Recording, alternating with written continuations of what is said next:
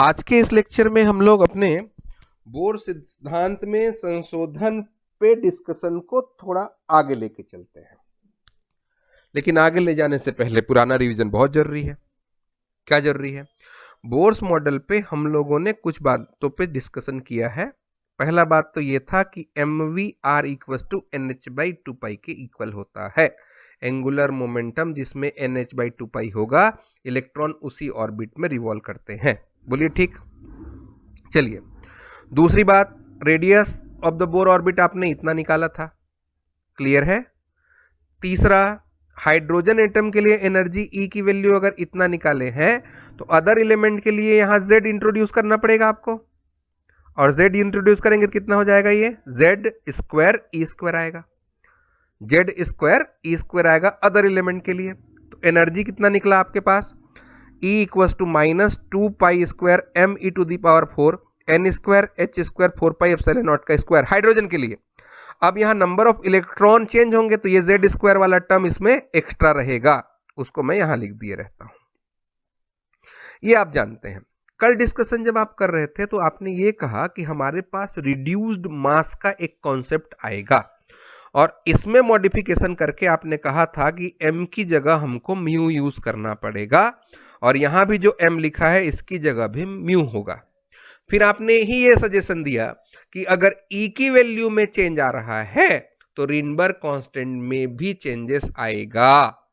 सवाल ये कितने का आएगा और कैसे आएगा, आज हम लोग का पूरा डिस्कशन उसी पे है। चलिए शुरू करें। रिनबर्ग कांस्टेंट के लिए आप अगर सीधी सी बात करें तो ये होता है, ये किसके लिए? इनफाइनिटली लार्ज वाला केस, मतलब अगर न्यूक्लियस का द्रव्यमान इलेक्ट्रॉन के रेस्पेक्ट में इनफाइनिटली लार्ज अगर रहे तो RH को आपने लिखा था 2π² me⁴ CH³ 4πε0 और यहां पे Z² आपको इंट्रोड्यूस करना पड़ा था। क्यों करना पड़ा? क्योंकि आप लोग एक इलेक्ट्रॉन वाले एलिमेंट के अलावा 2, 3, 4, 10, 20, 100 वालों के लिए अगर लगाओगे इस फॉर्मूले को तो Z² चाहिए। चलेगा ना? अकेले हाइड्रोजन के लिए बात करेंगे तो यहां Z² नहीं है, अकेले के लिए बात करेंगे आप तो Z² नहीं रखेंगे, ठीक है। तो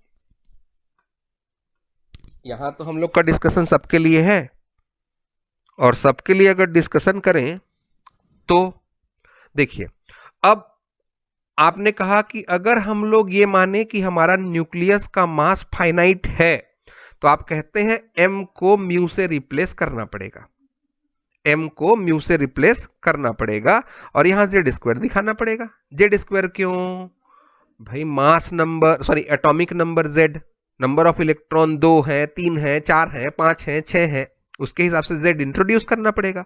Z⁴ नहीं करेंगे। क्यों नहीं करेंगे? क्योंकि हम लोग इलेक्ट्रोस्टैटिस्टिक जो फोर्स निकाले थे इलेक्ट्रॉन और न्यूक्लियस के बीच के, उसके लिए Z लिखेंगे, ठीक। चलिए, इसमें डाउट नहीं हो रहा होगा आपको।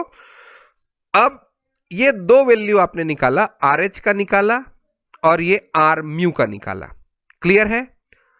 अब यहां अगर मैं इस म्यू की वैल्यू आपसे पूछूं, इस म्यू की वैल्यू कितना, तो आप कहते हैं म्यू का जो वैल्यू निकलता है वो निकल के आएगा mm/m/m+1। याद आ रहा है ना? म्यू की वैल्यू जो आप निकाले थे उसको लिखा था आपने small m capital M divided by small m plus capital M लिखा। अब अगर इस m को नीचे ले आऊं मैं तो ये होल डिवाइड होगा, तो यहां कितना आ जाएगा? ये स्मॉल m, ये आएगा equal small m divided by small m by m plus capital M by capital M 1 हो जाएगा। तो इस म्यू की जगह इस वैल्यू को अगर आप रखेंगे तो ये जो R म्यू है, R म्यू कहने का मतलब फाइनाइट न्यूक्लियर मास के लिए रिंडरबर्ग कांस्टेंट होगा, वो इतना होगा। देखिए, म्यू की जगह क्या रख दिया मैंने? m/m by capital M +1। तो R म्यू की वैल्यू कितना? 2 pi square m e to the power 4 divided by ch cube 4 pi epsilon naught square m by m plus 1। Clear है? इसमें देखिए आपके पास ये जो पूरा वैल्यू है, कौन सा वैल्यू है? 2 pi square m e to the power 4 ch cube divided by 4 pi epsilon naught square, इसको आप RH बोलते हैं। RH मतलब क्या? अगर आपके न्यूक्लियस का मास इन्फाइनेटली लार्ज हो उसके लिए। तो आपका ये इक्वेशन कैसा फॉर्म हो गया? ये आ गया। एक बार सोच लीजिए यहां तक पहुंच पाएंगे कि नहीं आप? क्लियर है ना? यहां से यहां तक क्या क्या बोला, यहां जल्दी जल्दी में क्या क्या बोल दिया मेरे खुद को नहीं पता चले। क्लियर हो गया? चलिए अब यहां तक पहुंचने के बाद R mu equal to R H 1/m+m+1। यहां जेड स्क्वायर मैंने नहीं दिखाया, हाइड्रोजन की बात कर रहे हैं इसलिए। अब चलिए हाइड्रोजन एटम के लिए आर एच की वैल्यू कितना लेते हैं आप? सॉरी इसको मैंने लिखा भी था, mu is equal to m/m+m था, और इसको सॉल्व करके mu is equal to m/m+1 है।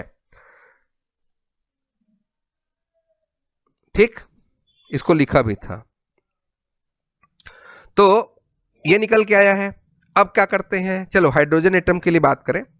हाइड्रोजन एटम के लिए बात करते हैं आर म्यू की वैल्यू निकालने से। हाइड्रोजन एटम के लिए आर म्यू निकालेंगे तो ये तो आर एच हुआ divided by mass of electron, एक ही इलेक्ट्रॉन, मास ऑफ प्रोटॉन, केवल एक ही प्रोटॉन है न्यूक्लियस में, +1। तो Me/Mp हाइड्रोजन के केस में एक प्रोटॉन एक इलेक्ट्रॉन, इसलिए तो RH का वैल्यू हम लोगों ने लिखा 1.097 इंटू 10⁻⁷ पर मीटर हाइड्रोजन का होता है। और Me/Mp mass of the electron mass of the proton का जो रेशियो है वो 1/1836 के इक्वल होता है, याद होगा आपको। इस वैल्यू को यहां रखिए, यहां रखते हैं तो ये हुआ R mu equal to 1.097 into 10⁻⁷ divided by 1/1836 +1। इससे एक चीज तो ये क्लियर हुआ कि आर म्यू की वैल्यू में चेंजेस आएगा। देखिए आर म्यू का वैल्यू कितना है? 1.09677 इंटू 10⁻⁷ पर मीटर। देखिए भाई अभी तक मैंने क्या क्या बोला है ये तो आप समझ जाएंगे। इस लाइन पे फोकस करना बहुत जरूरी है। एक लाइन तो ये कहने का मतलब अगर न्यूक्लियस का मास फाइनाइट लें तो आर म्यू की वैल्यू 1.09677 इंटू 10⁻⁷ पर मीटर है। लेकिन अगर न्यूक्लियस के मास को इनफाइनेटली लिया था तो हमने RH की वैल्यू को ये कहा है 1.097 इंटू 10⁻⁷। आप देख रहे हैं थोड़ा सा अंतर दिखा है, लेकिन अंतर तो है। थोड़ा अलग आया है कि नहीं आया? बिल्कुल, ये देखिए यहां ये था और यहां ये था, तो अलग आ गया ये। अब अलग आ गया है तो क्या करें? इससे ये प्रूफ होता है कि आपके रिंडरबर्ग कांस्टेंट की वैल्यू अलग है। जो आपने लेके स्टडी किया है वो और अभी जो आपने स्टडी किया वो दोनों अलग है। इसका मतलब क्या? इसका मतलब अगर आप इस इक्वेशन पे फोकस करें, थोड़ा सा ध्यान दीजिए यहां अगर ध्यान दें तो आपका ये जो आर म्यू है रिंडबर्ग कांस्टेंट का मान है वो न्यूक्लियस के मास पर निर्भर करता है। अब न्यूक्लियस का मास मतलब समझते हैं आप? न्यूक्लियस का मास मतलब समझते हैं? न्यूक्लियस में प्रोटॉन और न्यूट्रॉन दोनों रहते हैं, तो प्रोटॉन का मास प्लस न्यूट्रॉन का मास, इसी को मास नंबर कहते हैं। क्या कहना चाह रहा हूं मैं ये कहना चाह रहा हूं कि आपका ये जो रिंडबर्ग कांस्टेंट है वो मास नंबर पे डिपेंड करता है। मास नंबर कहने का मतलब देखिए हाइड्रोजन के लिए द्रव्यमान संख्या कितना? 1। ड्यूटेरियम के लिए द्रव्यमान संख्या कितना? 2। हीलियम के लिए 4। लिथियम के लिए 7। ऑक्सीजन के लिए 16। मतलब एक एलिमेंट से दूसरे एलिमेंट तक मास नंबर चेंज हो रहा है। और अगर मास नंबर चेंज होगा तो उसके अकॉर्डिंग रिंडरबर्ग कांस्टेंट का मान भी चेंज होगा। क्लियर है बात? कैसे चेंज हुआ इस ग्राफ में देखिए, यहां एक हाइड्रोजन एलिमेंट लिया, हाइड्रोजन एलिमेंट के लिए तो सीधा सीधा सा रिलेशन है, कुछ नहीं करना। उसके बाद ये हाइड्रोजन का आया, सॉरी ड्यूटेरियम का आया, फिर ये हीलियम का है, लिथियम का है, ऑक्सीजन का है, और जैसे जैसे आप हैवी न्यूक्लियस के डायरेक्शन में बढ़ते जाएंगे आप फिर कहां पहुंच जाएंगे, यहां पहुंच जाएंगे। मतलब क्या, हैवी न्यूक्लियस के लिए तो यही होगा, लेकिन अगर लाइट न्यूक्लियस की बात करते हैं तो मैक्सिमम वेरिएशन कहां दिखा, हाइड्रोजन से लेकर के ड्यूटेरियम तक आर के मान में मैक्सिमम वेरिएशन दिखा है। उसके बाद धीरे धीरे हीलियम के डायरेक्शन में, लिथियम के डायरेक्शन में, ऑक्सीजन के डायरेक्शन में जाते हुए आगे बढ़ते जाएंगे तो आप एक टाइम के बाद इस पॉइंट को रीच कर जाएंगे, यहां पहुंच जाएंगे। क्लियर है? इससे एक चीज आप समझे, मास नंबर के साथ में आर म्यू के मान में परिवर्तन आएगा, मास नंबर के साथ आर म्यू के मान में परिवर्तन आएगा। क्लियर है? क्लियर है? क्या क्लियर है? आपका जो ये रीडबर्ग कांस्टेंट है वो mass of the nucleus, mass of the nucleus मतलब mass number, mass of the nucleus मतलब मास नंबर पर डिपेंड करेगा, और इसका वैल्यू चेंज होगा एक एलिमेंट से दूसरे एलिमेंट तक, एक एलिमेंट से दूसरे एलिमेंट तक रीडबर्ग कांस्टेंट की वैल्यू चेंज होते जाएगा। बात क्लियर है? चलिए, अब आप एक चीज फिर सोच रहे होंगे, जब आर में चेंज हुआ है, रीडबर्ग कांस्टेंट के मान में चेंज हुआ है, तो जब वेव नंबर निकाले थे हाइड्रोजन स्पेक्ट्रम में, तरंग संख्या निकाले थे 1/λ, आप सोच रहे होंगे उसमें भी तो चेंजेस होगा ना। हाइड्रोजन स्पेक्ट्रम के लिए कितना निकाले थे आप, 1/λ RH 1/n1² माइनस 1/n2²। इसको मॉडिफाई करते हैं, जेड स्क्वायर को इंट्रोड्यूस किया है आपने। जेड क्यों इंट्रोड्यूस किया, स्क्वायर क्यों हुआ, ये जानते हैं आप। हाइड्रोजन के लिए 1 था तो जेड की वैल्यू 1, इसलिए RH बस था। हीलियम वगैरह के लिए बात करेंगे तो इसको 2 करना पड़ेगा ना, इसलिए इसको लिखना पड़ेगा। तो आप कहते हैं इसमें भी तो चेंजेस होगा, जब RH का मान बदल ही रहा है तो वेव नंबर भी चेंज होगा।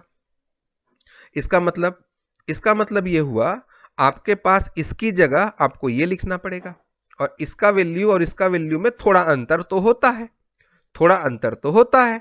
तो देखिए, हाइड्रोजन एटम के लिए बात करूं मैं तो कितना लिखेंगे आप, 1/λ R mu 1/n1² minus 1/n2², RH की जगह आर म्यू। इसी को अगर मैं हीलियम की बात करता, हीलियम के लिए कितना, 2, नहीं ड्यूटेरियम के लिए बात कर लीजिए, 2 लिए है तो हीलियम की बात करते हैं सबसे पहले। हीलियम की बात अगर करें तो कितना आएगा, 1/λ, यहां Z² है तो 2 2 ज़ा 4, 4 R mu 1/n1² minus 1/n2²। आ गया। इसी तरीके से लिथियम के लिए लेंगे तो कुछ और आएगा, अलग अलग एलिमेंट के लिए निकालेंगे तो अलग अलग वैल्यू आपको वेव नंबर का दिखेगा। ठीक है, यहां तक हमने रीडबर्ग कांस्टेंट में भी वेरिएशन की बात कंप्लीट कर ली, और रीडबर्ग कांस्टेंट में चेंजेस होने के साथ साथ वेव नंबर यानी कि 1/λ में भी जो चेंजेस आया है उस पर भी हमने डिस्कशन कर लिया, किसके लिए, हाइड्रोजन के लिए और हीलियम के लिए। ठीक, थैंक यू।